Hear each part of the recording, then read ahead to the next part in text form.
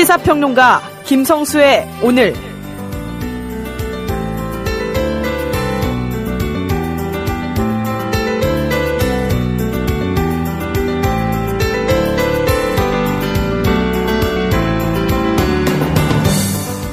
자애로운 햇살이 물러가고 조금씩 비구름이 다가오는 5월 2일의 오후, 김성수의 오늘 인사드립니다.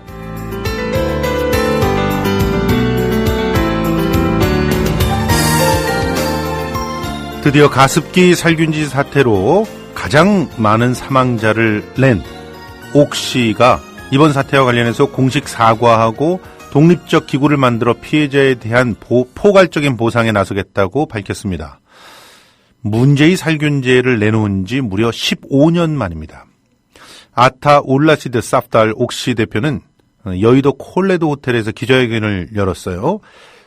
그리고 가습기 살균제로 폐 손상을 입은 모든 피해자와 가족들에게 머리를 숙여 가슴 깊이 사과를 드린다면서 신속히 적합한 대책을 내놓지 못한 데 대해 전적으로 책임을 받아들이겠다고 밝혔습니다. 그러면서 정부 피해조사 1등급과 2등급 판정을 받은 피해자 가운데 옥시 제품을 사용한 분들을 대상으로 포괄적 보상안을 마련하고자 한다면서 인도적 기금은 가습기 살균제 사건으로 인해 고통받은 다른 분들을 위해 사용할 것이라고 했습니다. 이어 모든 피해자가 공정하고 조속한 보상을 받을 수 있는 명확한 체계를 제공할 필요가 있다면서 조사와 보상을 위해 독립적인 기구를 7월까지 구성하겠다고 말했습니다. 그런데 왜 저는 이 소리가 피해자들에게 휘둘리지 않겠다는 소리로 들릴까요? 또 옥시는 옥시 제품을 포함해서 여러 제품을 함께 사용했던 피해자에게도 공정한 보상을 해야 된다며 타 제조 판매사가 조사 보상을 위해서 협업할 것을 촉구했습니다. 이 얘기는 혼자서는 독박 쓰지 않겠다는 얘기로 들립니다. 이날 간담 회장에는요, 가습기 살균제 피해자와 가족들이 참석해 사프탈 대표에게 이번 사태와 옥시의 대응 태도에 대해서 강력하게 항의했습니다. 한 피해자 가족은 누구한테 사과를 하는 것이냐, 왜 기자들에게 사과를 하느냐, 죽은 아이를 어떻게 살려낼 것이냐 소리쳤습니다. 사실 그분들의 마음 이해할 수 있겠습니까? 자기 손으로 독을 집어넣어서 아이를, 아내를 죽이고야 말았습니다. 그렇게 만든 책임 과연 누구한테 있단 말입니까? 이날 기자회견은 영국 본사가 이사회를 열어서 결정한 것으로 알려졌는데요. 국내에서 옥시 불매운동이 확산되고 또 검찰 수사도 영국 본사까지 확대될 수 있다는 위기감을 느낀 조치라고들 이야기합니다. 우리가 우리 가족들을 지키기 위해서 어떤 선택을 해야 하는지를 보여준 대표적인 사례가 아닐 수 없습니다. 노래 한 곡 듣고 오겠습니다. 알리스 쿠퍼의 포이즌입니다.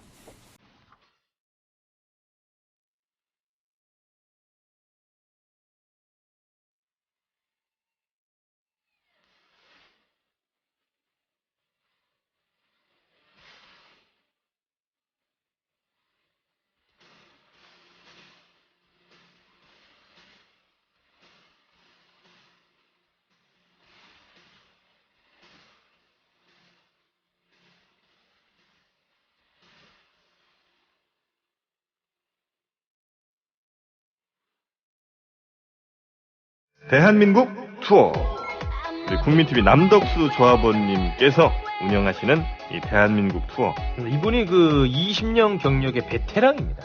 이분의 어떤 경험을 여러분께서는 그냥 버스에 앉아가지고 다 빼먹는 거예요. 20년 동안 쌓아둔 그 빅데이터. 그렇죠. 버스가 이제 28인승 최고급 리무진 버스도 있고 45인승 좀 더 많은 분들이 타실 수 있는 이런 버스도 있으니까 고급진 여행도 바로 남덕수 조합원님과 함께라면 가능하다. 문의 전화는요 1599-2686번입니다. 1599-2686. 버스 여행하면 2686이 딱 생각이 나네요, 벌써.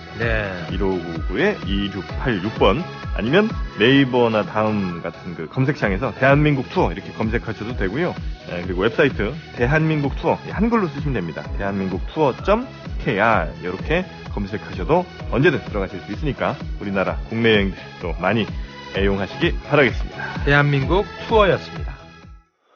김성수의 오늘 5월 2일 순서입니다. 먼저 뉴스 브리핑 김일아 아나운서와 함께 간단하게 좀 짚어보고요. 오늘 다뤄야 될 것들이 좀 많습니다. 우선 정가 산책, 한겨레신문 하어영 기자와 함께 각 당의 원내대표 경선, 전당대회, 지금 시끌시끌합니다. 어떤 사정인지 좀 스케치들을 좀 해보겠습니다. 그리고 문화와 음모, 황진미 대중문화평론가와 함께 전주영화제 시작된 것서부터 시작해가지고 다뤄보고요. 그리고 오늘은 진짜 인터뷰 시간을 좀 전격적으로 마련을 했습니다. 강찬호 가습기 살균제 피해자 가족 모임 대표 연결을 해서요. 오늘 이분들이 옥시의 기자회견장에 직접 참석을 했었습니다.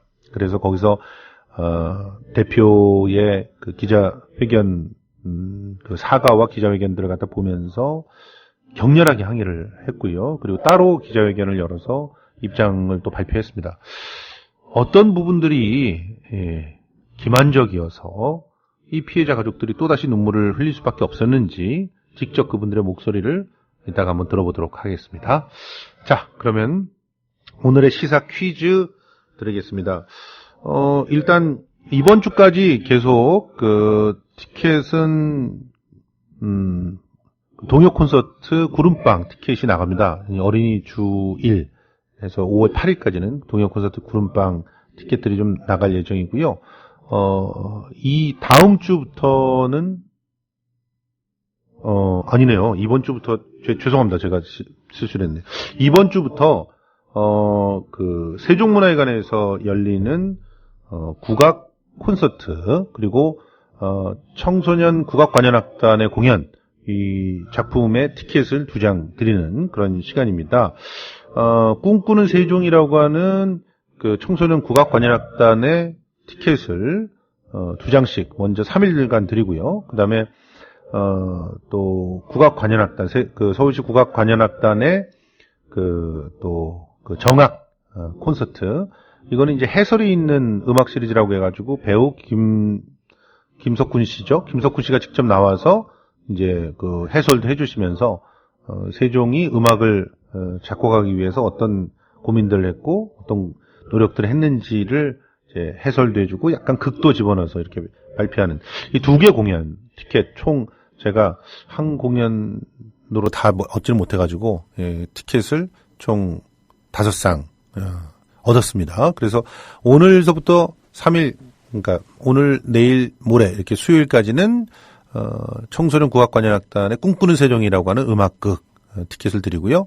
그 다음에 이틀 동안은 국악관현악단의 콘서트 이야기가 있는 콘서트 티켓을 드리도록 하겠습니다. 오늘의 시사 퀴즈입니다. 오늘의 시사 퀴즈는요. 지금 문제가 되고 있는 가습기 살균제를 만들었던 옥시 래킷 뱅키저 과연 이 회사의 본사는 어디에 있을까요? 본사는 그야말로 선진국의 대명사인 거기에 있습니다. 아무리 가도 해가 지지 않는 나라라고 해서 엄청난 대제국을 가졌던 적이 있었던 나라.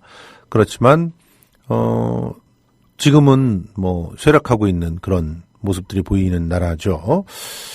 그리고 이 래킷 뱅키저라고 하는 회사가 이 나라에서는 엄청나게 사회공헌을 많이 하고 그렇게 양심적인 회사로 알려져 있더라고요.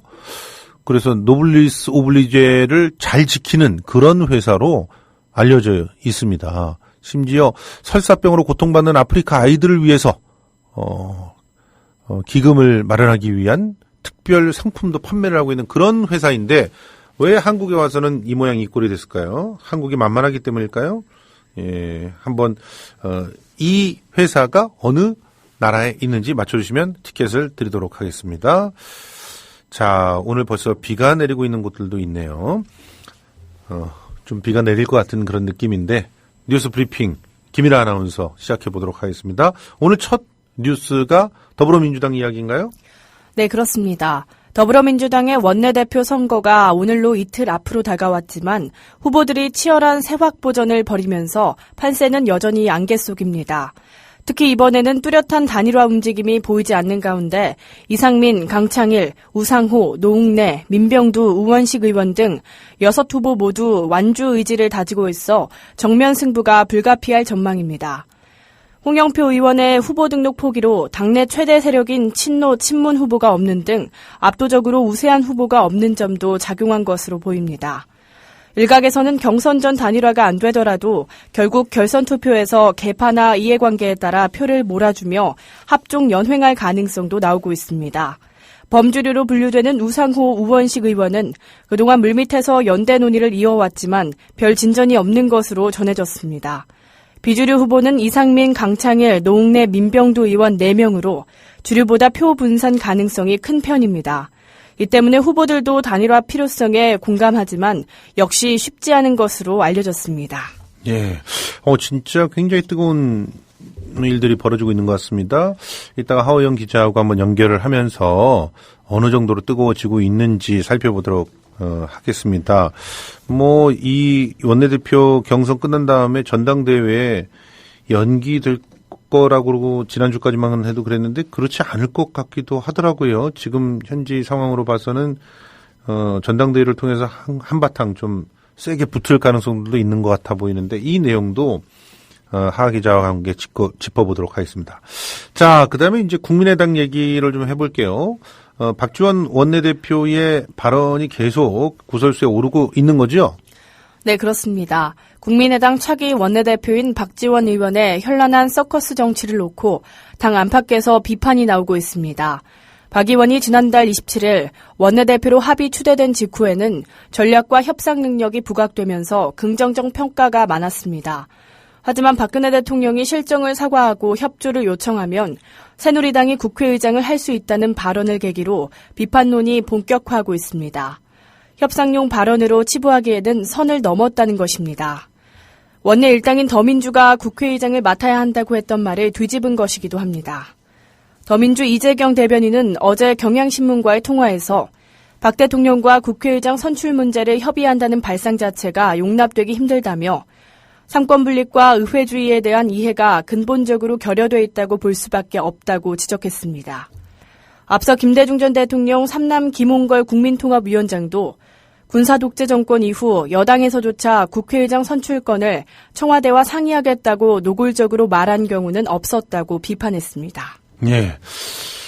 계속 상권분립 문제가 있다 이러면서 내부에서도 비판이 있는 것 같은데 아직까지 국민의당 기본적인 당내 시스템의 체계는 잡은 것 같은데 들쭉날쭉한 계파 간의 어떤 서로 다른 생각들은 가다듬어지지 않은 것 같은 그런 느낌입니다.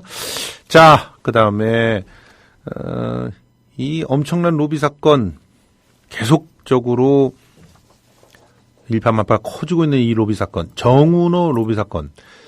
억대 돈거래 인사들 리스트가 검찰에 있다는 소문이 솔솔 풍겨 나오고 있습니다, 지금. 네, 그렇습니다. 검찰이 100억 원대 해외 원정 도박 혐의로 지난해 정운호 네이처리퍼블릭 대표를 수사할 당시 계좌 추적을 통해 정 대표와 억대의 돈거래가 있었던 인사들 명단을 확보한 것으로 확인됐습니다. 검찰은 현재 이들 돈거래 인사와 정 대표 법조 로비 의혹과의 연관성을 조사 중인 것으로 알려졌습니다. 검찰에 따르면 당시 정 대표는 카지노에서 수수료를 주고 VIP룸을 빌린 뒤 이른바 정키빵을 운영하던 국내 폭력 조직을 끼고 도박을 했습니다. 이후 국내에 들어와 회사 돈이 아닌 개인 돈으로 100억 원의 도박 빚을 변제했습니다. 특히 검찰이 확보한 억대 돈 거래자 명단엔 이번 정 대표 사건 법조 로비 의혹과 관련이 있는 인물도 2-3명 포함된 것으로 전해졌습니다. 검찰 관계자는 수사 상황은 확인해 줄 수 없다고 말했습니다. 네, 확인해 줄 수 없는데 지금 이야기가 솔솔 나오고 있는 것들 보면은 검찰 내에 이런 로비 리스트가 있다. 돈 거래된 인사들 리스트가 있다. 그러면 빨리빨리 수사를 해야 될 텐데 수사에 진전은 안 보이는 것 같고 참 답답합니다. 자, 제주 당선인들이 또 국방부 장관에게 구상권 청구를 철회해야 된다라고 강력하게 제기했다는 내용이죠? 네, 그렇습니다. 더불어민주당 강창일, 오영훈, 위성곤 등 4.13 총선 당선인들은 오늘 국방부 장관에게 해군이 강정마을 주민 등을 상대로 제기한 구상권 청구 철회를 요청했다고 밝혔습니다. 당선인들은 오늘 오전 국방부를 방문해 한민구 장관을 만나 해군이 제기한 구상권 청구 문제가 해결되지 않는 한 갈등 문제는 요원할 수밖에 없다며 이같이 요구했습니다. 이들은 구상권 청구가 철회되지 않으면 준공된 제주 해군기지와 주민과의 상생도 불가능하다며 더민주 원내대표 선출 후 국민의당과 연대 등 국회 차원의 방안을 마련하겠다고 강조했습니다. 이에 한 장관은 구상권 청구가 법에 의해 제기된 문제인 만큼 법원의 판단을 존중하는 것이 기본적 입장이라며 다만 주민의 환대 속에 기지가 안착할 수 있도록 다양한 민군 상생 방안을 검토하겠다고 답한 것으로 전해졌습니다. 앞서 해군은 지난 3월 서울중앙지방법원에 강정주민 등 5개 단체 120여 명을 대상으로 34억 원의 손해배상 소송을 청구했습니다. 예. 조금 뭔가 변화들이 있는 것 같습니다. 선거를 잘 하고 나니까, 이번 그 토요일, 일요일 집회 때도 그 경찰이 그렇게 심하게 물리력 사용하지 않았고요. 그리고 뭐 여기저기서 조금씩 변화들이 보이고 있는 것 같습니다. 제발 이런 분위기들이 계속 이어져서 국민들의 뜻이 자유롭게 오가고 또 그 뜻대로 움직이는 공권력이 되기를 기대를 해보겠습니다. 오늘 김인아 아나운서 고생하셨습니다. 고맙습니다. 네, 지금까지 뉴스브리핑 김인아 아나운서였습니다. 월간 다운로드 수 1000만, 팟캐스트계의 에이스 국민 라디오가 광고주를 찾습니다. 직접 찾아서 선택해 듣는 방송, 청취 몰입도가 높은 방송, 지상파 케이블 광고와 차원이 다릅니다. 부담 없는 가격, 소비자의 열띤 반응, 전혀 다른 광고의 블루오션을 경험해 보십시오.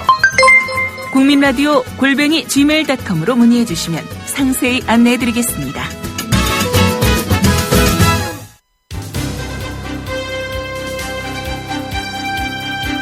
김성수의 오늘, 이제는 정가 산책으로 함께합니다. 정치권 동향 생생하게 풀어드릴 분은요. 하호영 기자님 나와 계십니까? 예, 나와 있습니다. 예. 하 기자님, 정말 궁금한 게 많은 그런 그 상황인데, 한 주. 대답해드릴 건 없는 것 같은데요. 예? 대답해드릴 건 별로 없는 것 같아요. 그래요. 그게 참 희한하더라고요. 한 주간 원래 보통 이제 금요일서부터 토요일, 일요일 요 사이에 뭐 정치권에서 막 움직이기도 하고 무슨 파열음도 좀 나오고 이래야 되는데 조용했어요? 사실은 이제 궁금증을 불러일으킬 만한 상황은 계속되고 있는데요. 예를 들면 원내대표 선거라든가요. 예. 그리고 근데 이에 대한 입장이라든가 아니면 이에 대한 명확한 어떤 정리가 되고 있지 않아서 사실 기자들도 명확하게, 그러니까 분명하게 기사를 쓰고 있지 못하고 있는 상황이에요. 그런 것 같아요. 예. 지금 그래서 보니까 정치 쪽에서 제일 그나마 어느 정도 가닥을 잡고 예상을 하는 것이 친박은 새누리당 내에서 원내대표는 안 나올 것 같다. 다시 말해서 유기준 후보를 지금 적극적으로 친박에서 밀지 않을 것 같다. 이런 정도는 이제 가닥이 잡힌 것 같죠? 사실 그것과 관련돼서 굉장히 불명확한 소문들이 좀 많은데요. 친박 쪽에서는 오히려 정진석 후보, 원내대표 후보한테 그 힘을 실어주지 않겠느냐라는 뭐 그런 이야기들도 좀 나오고 그렇습니다. 있고요. 예.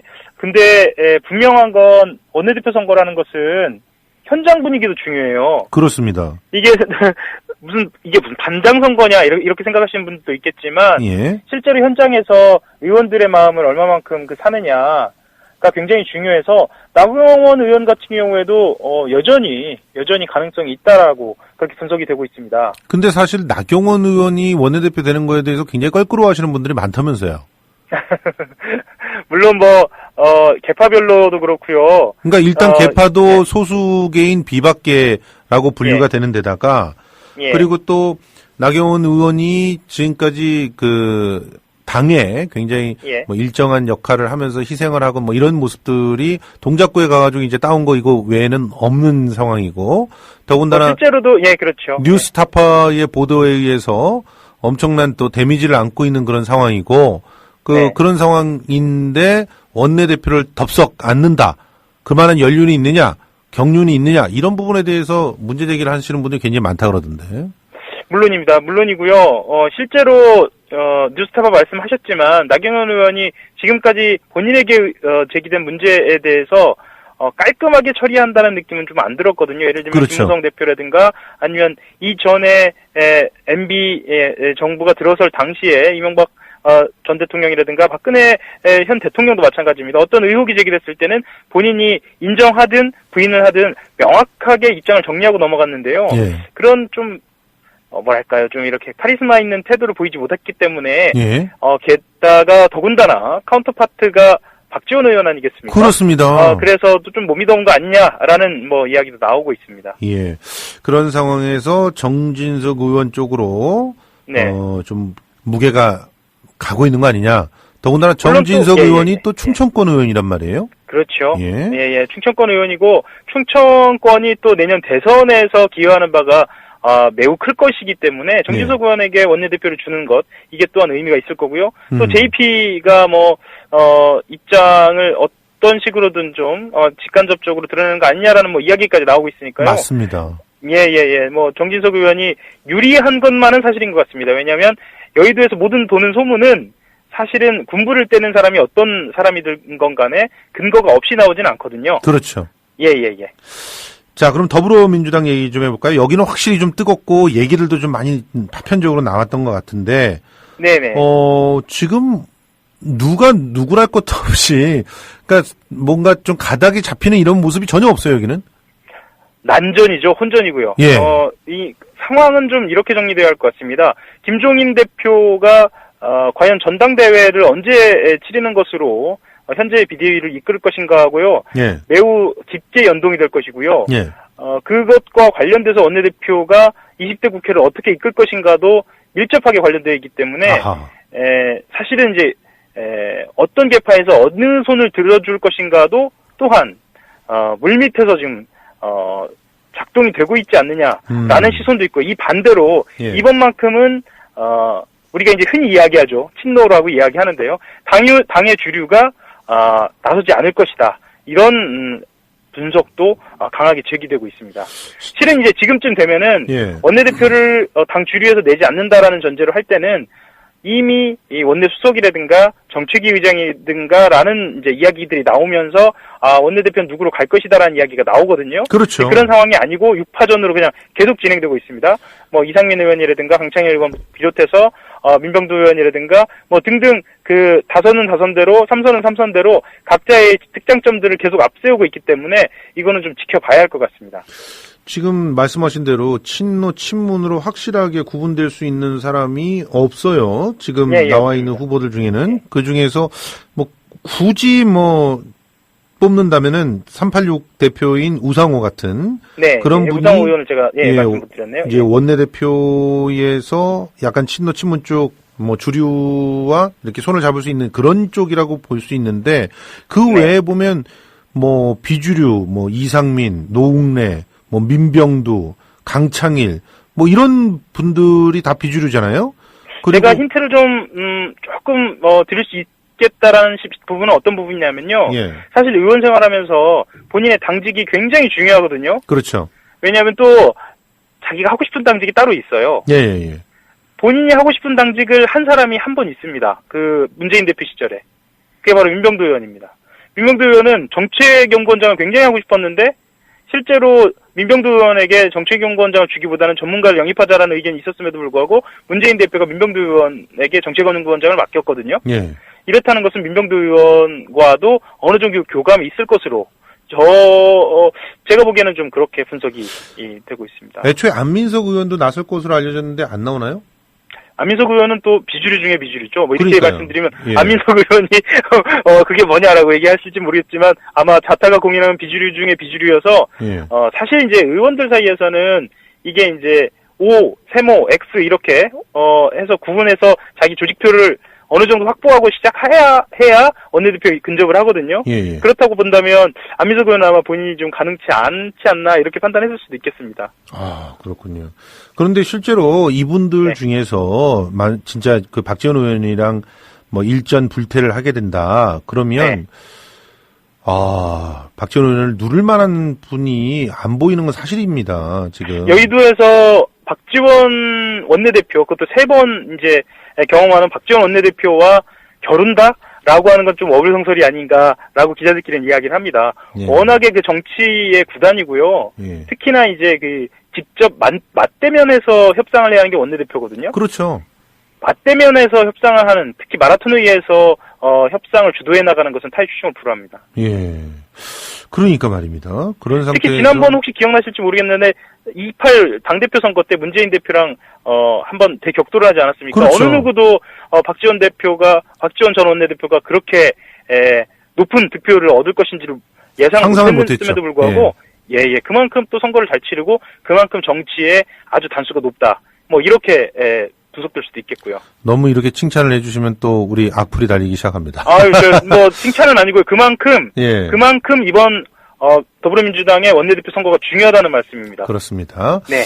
그렇게 들어주셨으면 그런 좋겠습니다. 상황에서 지금 박지원 원내대표는 국민의당 내부에서도 막 비판을 받고 있는데 그렇다고 해서 전혀 흔들리는 모습은 아니에요? 예, 그렇습니다. 어떻게 보면은 저런 박지원 원내대표에 대한 다양한 비판이 안에서 나오게끔 하면서 국민의당은 내부에서 다양한 이견이 있다라고 하는 것을 보여주려고 하는 것 같기도 하고 뭔가 좀 그런 뉘앙스가 좀 보이고 있는 상황입니다. 사실 국민의당이 외부에서 보는 것보다 내부적으로는 안철수 대표가 장악하고 있는 권력, 헤게모니가 탄탄하다 이렇게 비춰지기도 합니다. 예, 이번 진행되는 상황들을 보면 가장 잡음이 없었기 때문에 그런데 일단 지금 이 원내대표 경선으로부터 촉발되는 어떤 정황들이 결국은 전당대회로 이어질 거라는 분석들이 많잖아요. 그렇죠. 지금 김종인 대표 측이 뭔가 칼을 갈고 있다는 얘기들이 있던데 뭐 잡히고 있는 그런 뭐 군불이나 뭐 이런 것들이 있습니까? 실제로 김종인 대표, 문재인 대표도 마찬가지고요. 김종인 대표도 사실은 지난주, 지지난주에는 설화라고 표현을 할 정도로 아주 격한 표현들을 막 쏟아내다가 지난 주말을 넘어가면서는 좀 자제하고 있는 느낌 아닙니까? 그런 상황에서 볼 때는 어쨌거나 당대표 선거, 전당대회를 확정할 시기까지는 물밑에서 좀 교류를 할 것으로 보이고요. 시기적으로 봤을 때, 이건 또 제가 이렇게 말씀드리면 혹시 오해를 살지도 모르겠는데, 시기적으로 봤을 때는, 국회 본회의, 정기 국회가 오기 전에, 그게 6월인가요? 8월이나 9월입니다. 8월이나 9월? 그 즈음에, 그러니까 보통 11월이나 12월까지 미뤄야 하는 거 아니냐라는 의견이 많았는데요. 그거보다는 좀 전당대회가 당겨지는 그런 모양새로, 그런 분위기로 가고 있는데요. 여기서부터 이제 김종인 대표가 본인의 위치를 어떻게 설정할 것인가가 굉장히 중요하기 때문에 아까 잠깐 말씀드린 박영선 의원이라든가 정장선, 민병두 등으로 하는 통합행동, 여기 이제 김부겸, 송영길 의원도 들어가지 않습니까? 그렇죠. 통합행동의 태도도 좀 봐야 할 것 같고요. 이에 또 다르리 포석을 짜고 있는 주류, 그러니까 문재인 의원을 중심으로 한 이 주류가 어떤 방식으로 김종인 지금 현 대표를 예우를 할 것인지. 제가 말씀드린 건 예우라 함은 단순히 당대표를 연장하는 것만을 포함하는 것이 아니라요. 질서 있게 물러남을 의미하는 것이기도 하거든요. 이런 전략까지 좀 아주 관심 있게 지켜볼 만할 것 같습니다. 김종인 대표는 근데 예우받으면서 물러날 생각 전혀 없는 것 같다고 지금 여의도에서는 추측들이 나오고 있는데. 그렇죠. 근데 워낙 또 그분이 많은 정권, 많은 정부를 거치면서 단수를 높여오셨기 때문에 실제로 하시는 말하고 하는 생각과 태도가 좀 다를 수는 있습니다. 그래서 그 미세한 결을 좀 읽어내는 게 이제 기자들의 의무이기도 하고요. 해석은 조금 시차를 두고 좀 지켜봐야 할 것 같습니다. 지금 어쨌든 물밑 접촉들은 있을 것이다. 물론 고요한 금토일이 지났는데 노동절을 앞두고 아주 어떻게 보면 고요한 정계가 있었거든요. 그러니까 정계는 굉장히 고요했는데 조금만 보태서 말씀을 드리면요. 결정적인 순간은 언제 찾아오냐면 일단 새누리당 원내대표 선거가 치러져야 아마 예열됐던 어떤 순간이 폭발하는 순간이 올 겁니다. 왜냐하면 모든 건 카운터파트로 이루어지기 때문에 새누리당 원내대표가 결정이 되고 그리고 박지원 원내대표가 자리를 잡은 다음에 그 다음에 이제 바로 그 다음 날 있는 더불어민주당의 원내대표 선거를 좀 지켜봐야 김종인 대표의 거취까지 조금 더 해석이 가능할 것 같습니다. 그렇습니다. 지금으로서는 확정지어서 말씀드리기 조금 어려울 것 같습니다. 자, 이 와중에 대통령은 나라를 비웠죠. 사상 최대의 경제 사절단을 데리고 이란으로 갔습니다. 히잡까지 쓰고 이란을 가셨더라고요. 그런데 그런 외교적인 또 어떤 자료들 이런 부분들은 이제 계속 청와대에서 쏟아져 나오고 있는 것 같은데 어버이 연합에 대해서는 완전히 항구를 하고 있는 것 같아요. 실제로 이 어버이 연합과 관련된 업무는요. 예. 문제가 된 그 행정관의 원래 업무입니다. 그렇죠. 네, 원래 업무여서 그것과 관련된 이 행정관의 실책을 인정하면 청와대의 실책을 인정하게 되는 거거든요. 이게 굉장히 지금 미묘한 상황인 게 개인의 일탈로 하기에는 이 업무는 고유의 업무인 거예요. 예. 그래서 지금으로서는 청와대 굉장히 곤혹스러운 게 이게 개인의 일탈, 예전의 어떤 사건처럼 개인의 일탈이라거나 아니면 잘못된 문서의 전달이라거나 이렇게 이야기할 수 없는 상황이 돼버린 겁니다. 그러니까 이게 지금 아주 미묘하다니까 이번에 법원에 가가지고 출석을 해서 얘기한 것도 보면은 법원이 아니죠. 검찰이었나요? 검찰에 가서 이제 출석해서 얘기를 했던 것들 보면은 접촉을 했다는 건 다 시인을 했어요.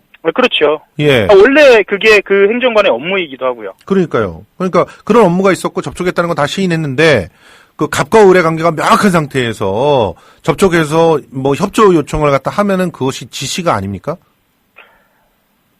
그거는 지시일 뿐만 아니라 협의 자체가 사실은 예전에도, 그러니까 이전 정부 때에도 시민사회수석실에서는 시민단체와의 협의나 아니면 일정한 어떤 그 아이템 공유를 한 것은 사실이거든요. 그렇죠. 그게 이제 소통이기도 하고요. 예. 그런데 이게 진짜 소통이냐, 지시냐, 그리고 그 협의가 과연 어떤 의미를 갖느냐는 아마 이미 답은 나온 것 같습니다. 그래서도 아마 지금 공식적으로 더 이상 입장을 못 내놓고 있는 거죠.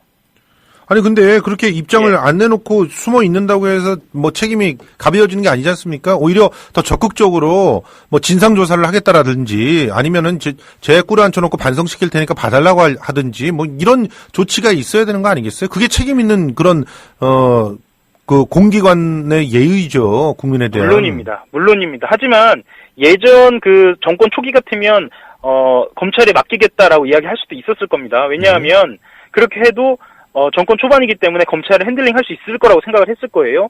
근데 지금으로서는 진상조사에 나서겠다라고 하면서 민정수석실이나 검찰이 일단, 나서기 시작하면 본인들이 핸들링 할 수 있을까라는 어떤 불안감이 있을 겁니다. 누구나 생각하는 것처럼 현재의 상황은 레임덕에 가깝기 때문에 만약에 이 상황에서 검찰이, 핸들링이 되지 않고 이 사건이 커지는 경우에는 걷잡을 수 없이 이 상황이 악화될 것으로 청와대는 판단하고 있고요. 그래서 청와대는 아마 입장을 보류하고 있는 그런 것으로 보입니다. 그럼 지금 현재 검찰을 우리는 응원할 수밖에 없는 이런 아이러니가 정권 말기에는 늘 그랬던 것 같긴 한데요.